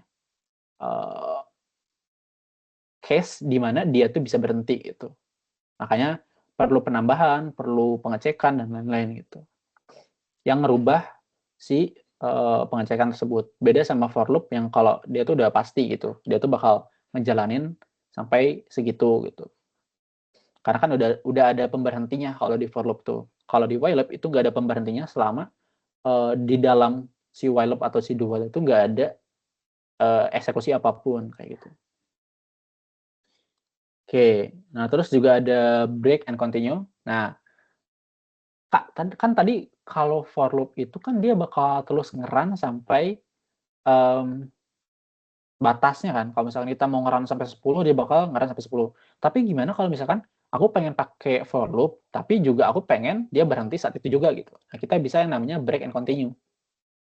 Nah, kalau break and continue itu adalah sebagai pemberhenti paksa sebuah loopingan gitu. Kayak misalkan di sini kan kita ngelakuin for loop nih. For loop dari 0 sampai 10 buat nyari secret number atau angka yang pengen kita cari. Angka yang pengen kita cari itu ternyata adalah 5. Nah, di dalam for loop itu kan dia bakal ngeran 0 sampai 10 gitu. 0, 1, 2, 3, 4, sampai 10. Nah, ketika dia udah sampai i-nya itu 5, kan yang angka kita cari itu kan 5. Nah, ketika sama, dia bakal ngeprint angka tersebut dan juga dia bakal ngebreak gitu. Dia bakal ngeberhentiin secara paksa kayak gitu. Nah, makanya ketika udah sampai 5, ya udah dia bakal berhenti dan dia nggak akan ngejalanin loopingan itu lagi gitu. Beda sama continue. Kalau continue itu ibaratin nge-skip hal tersebut gitu. Jadi kalau misalkan secret number-nya 3 tadi kan. Kita mau ngeprint dari 1 sampai 3, 1 sampai 5. Nah, pas kita cek ternyata i-nya itu 3. Ya udah continue. Continue di sini tuh berarti dia tetap jalan loop-nya, tapi dia ngelewatin hal tersebut. Makanya di sini si 3 tuh nggak akan di-print karena dia ke-skip gitu. Continue itu ya udah di-skip. Jadi kalau break itu kayak ngeberhentiin si loopingannya, kalau continue itu tetap ngelanjutin si loopingannya namun dengan kondisi tertentu gitu. Jadi misalkan kalian lagi ngeloop dari suatu batas sampai batas lain gitu. Tapi kalian pengen nge-skip suatu hal gitu. Pengen ngecek juga bisa pakai continue. Jadi kayak gitu. Jadi break and continue itu sama-sama bisa digunakan di dalam for loop untuk ngeberhentiin atau ngelanjutin si codingannya kayak gitu. Oke, teman-teman, karena waktunya juga nggak banyak ya, kayak sekitar 2 menit lagi malah. Nah, jadi ada pertanyaan nggak untuk pelajaran yang atau materi yang udah kita pelajari hari ini, mulai dari variables, data types, terus ada exception, control flow, ada apa lagi tadi? Kayak itu ya. Dari hal tersebut ada yang kalian pertanyain?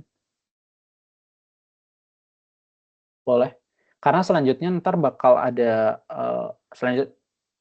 study group setelah ini kan ada advanced Dart. Nah, advanced Dart itu bakal ngebahas OP dan juga collection. Terus juga ada pengenalan ke Flutter selanjutnya ntar. Boleh dari Syafan Reza Rainor. Silakan. Breakdown continue itu kan, kalau continue kan katanya kalau misalnya ada yang mau di skip gitu kan berarti kan tinggal tadi kan contohnya itu kan kalau i-nya tuh sama dengan ini nanti di skip gitu ya. Tapi kan kalau misalnya ada mau ini tuh di skip gitu, jadi kita bisa tentuin gitu, kita mau nomor ini atau enggak nomor ini gitu. Berarti bisa pilih 2 atau salah satu gitu? Bisa. Misalkan kita kan di sini kan kita cuma ngecek satu if doang kan. Iya. Misalkan kita pengen nge-skip 2 nomor, bisa kita bikin if lagi di bawahnya gitu. Tapi dengan kondisi yang berbeda. Nah, dia bakal nge-skip juga gitu. Jadi selama di loopingan itu dia bakal ngecek kondisinya. Nah, kalau misalkan di continue ya udah dia bakal di-skip gitu. Tapi bikin Jadi if-nya 2, enggak dalam satu if-nya itu? bisa bikin 2 if, tapi berarti pakai logiknya itu or gitu. Jangan pakai and. Karena kalau pakai and, dia cuma ngecek satu jadinya kan. Jadi misalkan kita pengen ngecek, pengen nge-skip angka 2 sama 3 misalkan. Jadi kita bikin code-nya itu adalah if i sama dengan 2 or i sama dengan 3 continue gitu. Nah, dia bakal nge-skip angka 2 dan 3 gitu. Kayak gitu. Oke, makasih Kak. Oke. Jadi bisa pakai dalam satu baris atau bisa pakai 2 if kayak gitu. Ada lagi pertanyaan?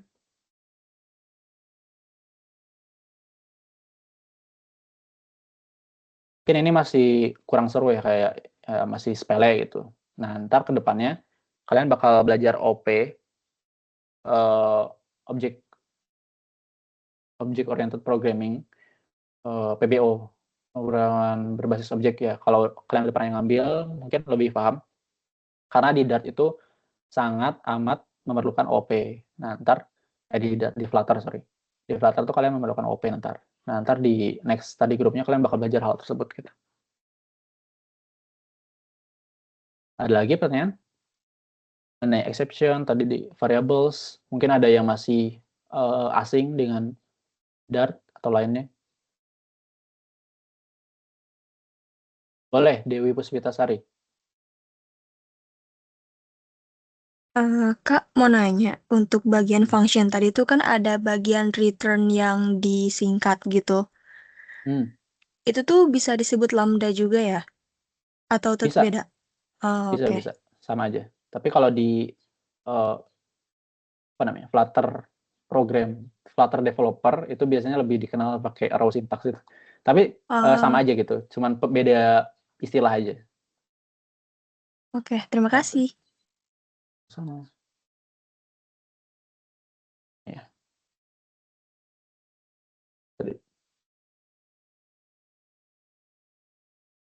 Nah ini. Iya, sama aja. Jadi bisa disebut lambda juga sebenarnya. Ada lagi yang mau ditanyakan? Ada lagi yang mau ditanyakan? Nah itu. Boleh, Putri Nurhayati. Misi Kak mau nanya, itu yang bagian finally tadi itu maksudnya fungsinya gimana ya Kak? Aku masih bingung di situnya. Finally ya? Yang finally, iya. Itu maksudnya gimana? Jadi dalam try catch itu kan dia bakal ngecek ini tuh bakal error atau enggak kan. Nah, kalau misalkan dia error, dia itu kan pasti ngeprint yang si catch itu kan, si catch A itu. Tapi kalau misalkan dia nggak error, dia bakal ngeprint si try-nya kan.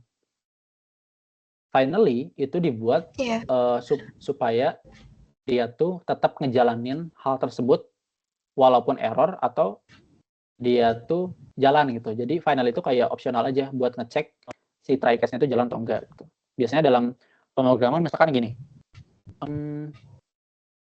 Misalkan dalam suatu aplikasi Instagram atau apa gitu. Ketika kalian login gitu. Login itu try case pada dasarnya. Jadi ketika login itu bakal di-try. Bisa nggak nih login gitu. Bisa nggak nih login atau bisa nggak nih atau misalkan error atau enggak nih. Nah, kalau misalkan bisa login, dia kan bakal ngarahin ke apa namanya? Halaman lain gitu. Tapi kalau misalkan dia error, dia bahkan bakal ngeprint sesuatu. Finally, itu biasanya dia tuh bakal mengeksekusi even dia tuh error atau enggak gitu. Kalau misalkan dia bisa login, dia bakal ngeprint sesuatu misalkan. Atau dia bakal munculin notifikasi misalkan apa namanya? Kamu gagal login misalkan gitu. Atau kamu berhasil login. Itu tergantung dari si try case-nya. Tapi finally itu dia tuh bakal tetap dijalanin walaupun itu dia berhasil atau nggak berhasil gitu dari si try case-nya. Contohnya adalah berarti dia itu outputnya dua-duanya ya Kak, biarpun itu error dia tetap output itu gitu ya Kak? Betul. Nah, coba aku balikin lagi ke tadi ya. Banyak.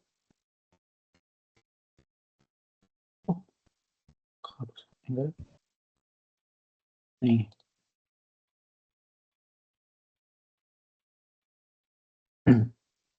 Satunya gini deh, kita 7 bagi 2.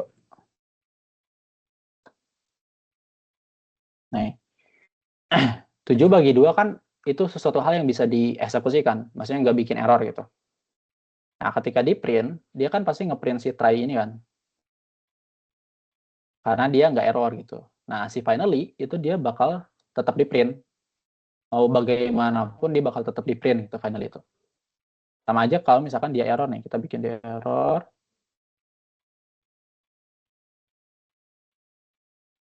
Nah, dia juga tetap bakal di print sini, finally itu. Jadi finally itu kayak sebuah optional aja dalam try case. Perlu nggak perlu itu tergantung dari developernya mau dipakai atau enggak. Oh ya baik Kak, makasih Kak. Oke. Ada lagi pertanyaan?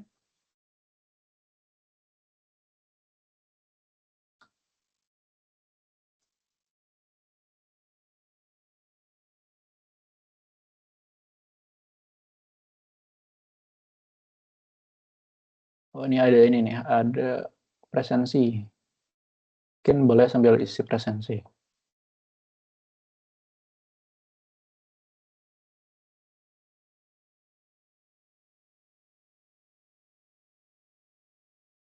Ada link presensi, mungkin boleh diisi dulu. Sambil nungguin pertanyaan yang lain ya.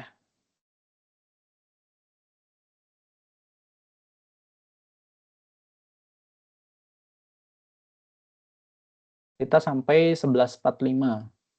Jadi ada waktu 8 menit lagi. Mungkin kalian boleh kalau misalnya ada pertanyaan yang pengen ditanyain atau pengen tanya selanjutnya di grup apa, atau misalkan dari sisi Flutter ntar ngapain aja, kita mobile dev kenapa harus pakai Flutter gitu, mungkin ada yang mau nanya. Pada dasarnya jawaban sederhananya adalah karena kita GDGOC Google Development Group of School gitu, karena kan kita pasti pakai yang namanya tools dari Google kan. Nah, karena Dart dan Flutter itu dari Google, ya udah otomatis kita pakai kedua hal tersebut. Dan juga kelebihannya kan kalau Flutter itu kan dia multi platform, jadi even kita bikin sebuah program dalam Flutter itu juga pasti bisa di running di kedua platform, entah itu Android ataupun iOS gitu. Jadi itu adalah kelebihan Flutter juga gitu.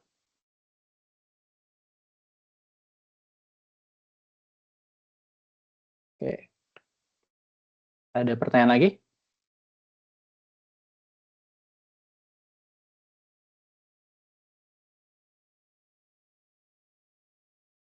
Tanya Kak. Ya, ada apa? Ini kan saya ada install di Visual Studio Code-nya, cuman runningnya itu kayak nggak muncul-muncul gitu Kak, terminal. Terminalnya. Tapi dia nggak error. Kayak error sih Kak, cuma nggak tahu.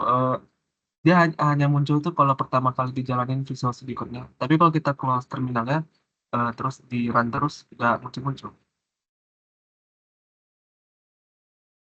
Mungkin ntar kamu bisa lampirin di Discord ya. Ntar aku coba reach out di situ. Errornya kayak gimana. Siap, Kak. Ya. Buat materi sekarang ada pertanyaan lagi yang lain? Jangan lupa itu presensinya diisi. Oke, sambil jalan juga, selanjutnya itu kan bakal ada study group lagi. Nah, terus juga kan bakal ada penilaian juga dari anggota keaktifan gitu. Nah, makanya di sini ada hands on buat kalian, ada tugas. Tugasnya nggak susah. Kalau dibilang susah nggak juga. Ini kan tergantung dari improvisasi kalian gitu. Nah, kalian mau bikin project kayak apapun terserah, tapi yang pasti kalian apa namanya? Mengeksekusi, bukan mengeksekusi, apa namanya? Pokoknya kalian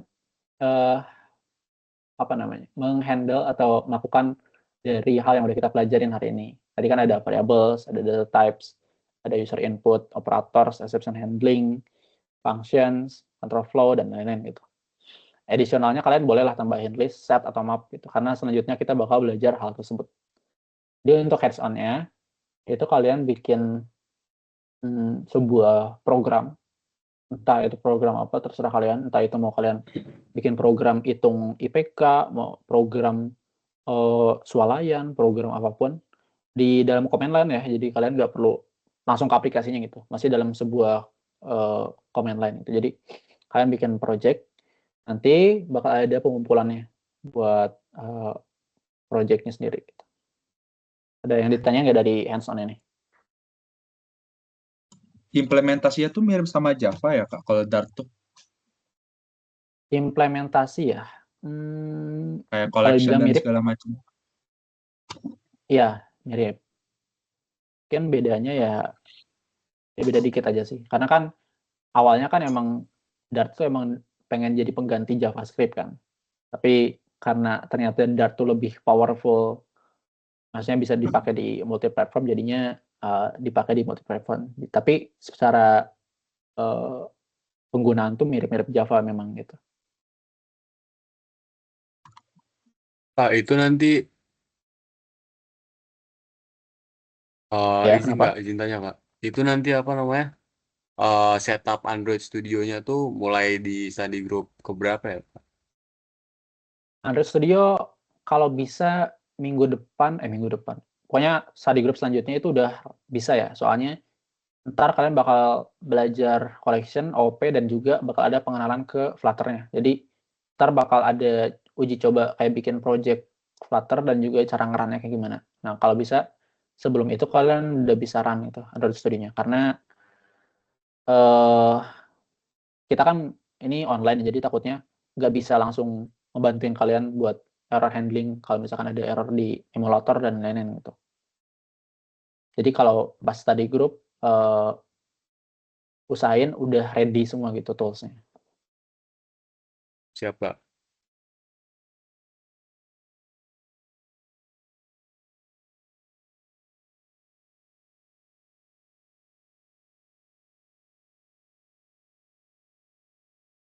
Mungkin sneak peek buat ini deh.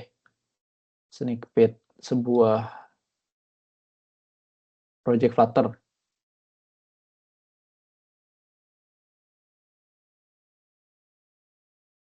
Nah, dari file yang singkat tadi, mungkin ntar bakal kayak gini nih. Jadi, ya kayak gitulah intinya. Ntar kalian bakal belajar tentang apa itu, mana ya? Apa itu stateless, stateful, dan lain-lain gitu. Dan ini deh, ini susah aja. Mana tadi? Ini aja.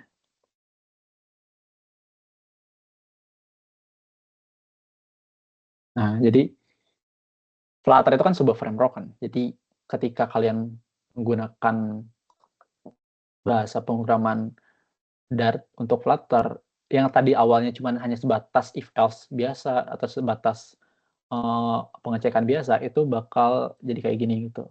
Ini sebagai sneak peek aja. Misalkan kita mau bikin halaman home kayak gimana gitu. Ntar bakal ada di sini. Kayak gitu. Ntar juga kalian bakal belajar tentang widget. Widget tuh sebuah apa namanya? Sebuah bukan fitur juga. Sebuah bukan tipe, apa ya namanya ya? Sebuah tampilan lah intinya, sebuah tampilan yang ada di Flutter gitu. Kayak ini teks itu termasuk widget gitu. Terus juga ada lainnya, ada scaffold dan lain-lain. Ntar kalian bakal belajar ini. Nah ini kan ada kelas nih. Ini kita belum belajar OP, nanti mungkin kalian bakal belajar OP di study group selanjutnya. Makanya ntar OP itu penting buat kalian pahami gitu. Tapi lagi-lagi kalau eksekusi ya di main gitu.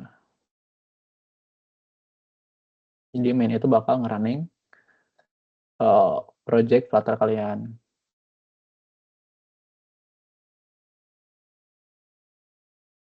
Nah, di sini kan ada main.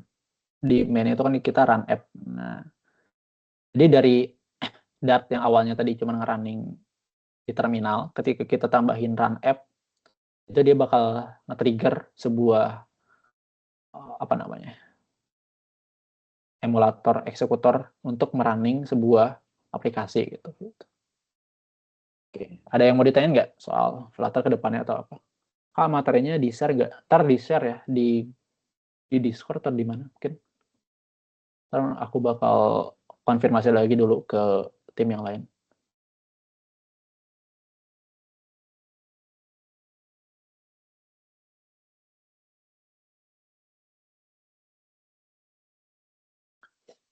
Oke, buat penugasan jangan lupa mungkin boleh di screenshot dulu.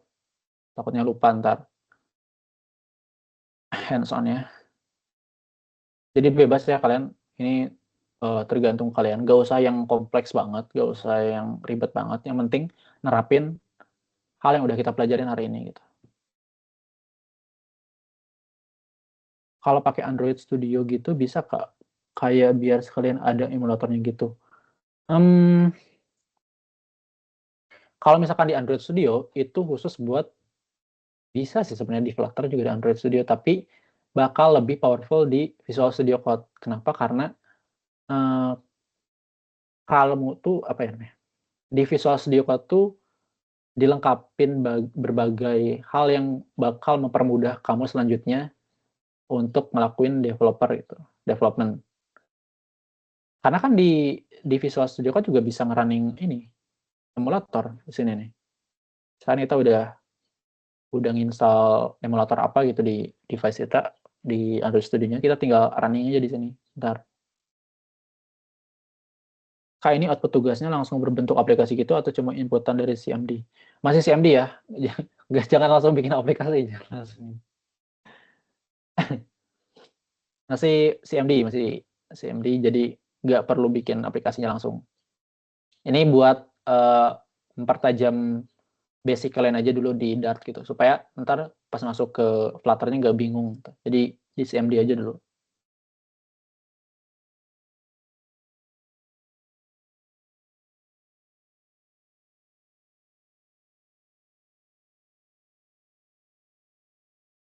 Oke, ada pertanyaan lagi nggak? Ini hands on-nya, kalau bisa jangan lupa SS, karena ntar bakal ada pengumpulan juga.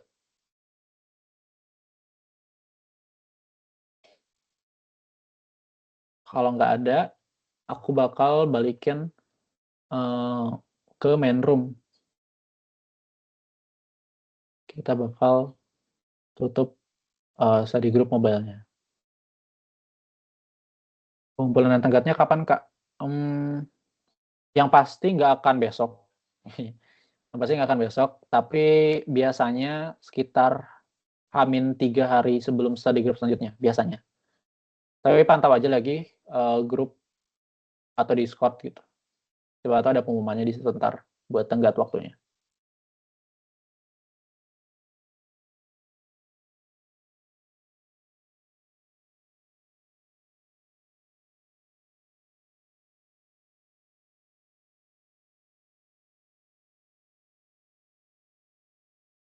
coba running, kita coba running deh. Sebentar ya.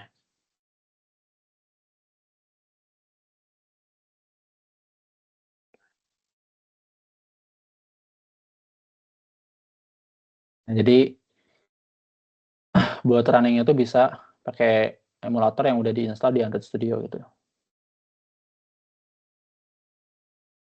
Kan ada lama sih harusnya.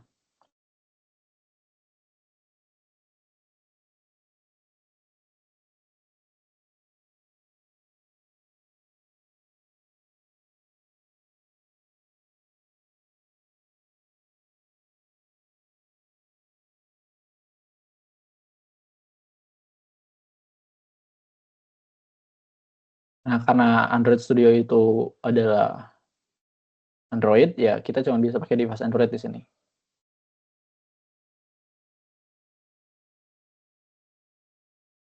Nggak bisa pakai device iOS atau iPhone gitu. Gitarannya.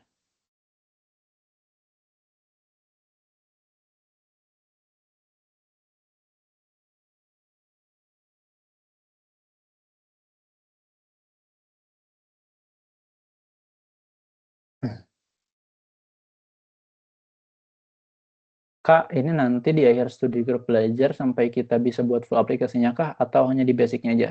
Sampai bisa bikin aplikasinya. Jadi, ntar bakal ada slicing, kalian bikin widget, kayak bikin tampilannya. Terus juga kalian bakal bikin, apa ya namanya, integrasi ke API Firebase. Ntar Firebase itu produk Google juga. Buat kalian nyimpen data, database, kayak gitu.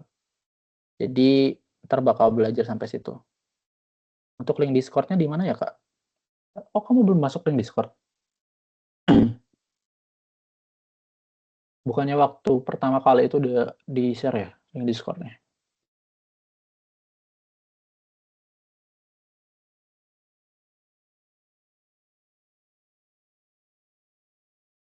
Bentar.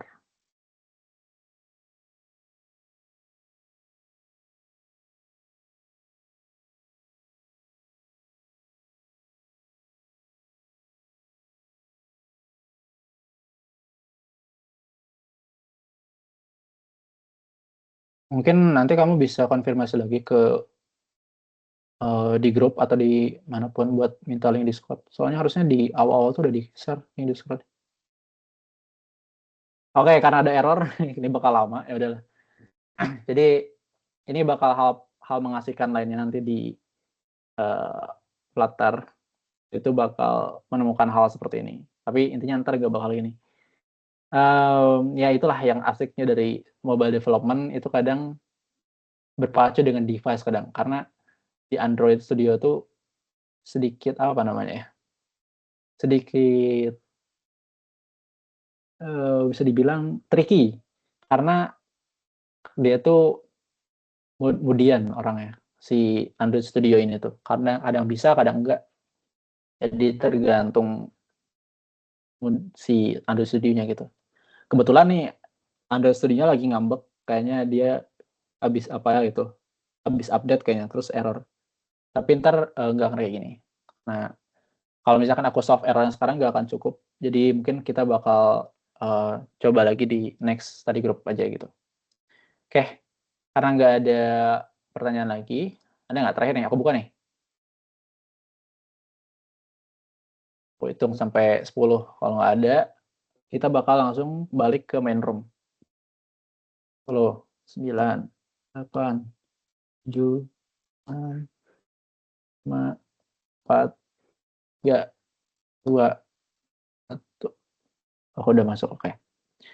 Oke, karena nggak ada pertanyaan lagi, hands on-nya jangan lupa, nanti bakal ada pengumpulan, karena keaktifan member itu bakal dinilai dan juga bakal ngasih benefit lah ke kalian ntar ke depan. Entah kalian mungkin diajak ke event offline GD GOC-nya gitu, atau lainnya gitu. Jadi jangan lupa ngerjain ya. Oke, mungkin sekian dari aku. Terima kasih untuk kehadiran kalian di sini. Semoga betah belajar mobile development-nya, karena ini baru awal. Makasih Kak Darel. Nah, nanti kalian bakal belajar juga sama Kak Darel ntar. buat next study group-nya. Oke, mungkin buat next-nya siapin lagi itu tadi Visual Studio Code dan juga Android Studio dan juga Flutter-nya. Selain itu, siapin lagi pelajaran kalian soal Dart atau Flutter-nya. Mungkin itu aja. Oke, silakan kalian boleh live ke main room-nya.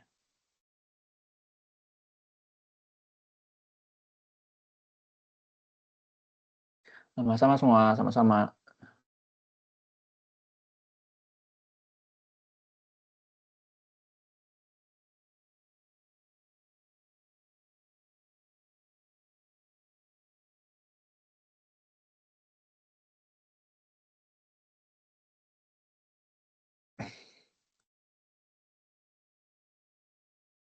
Silahkan yang belum live balik ke main room. Nah, itu udah desain tuh.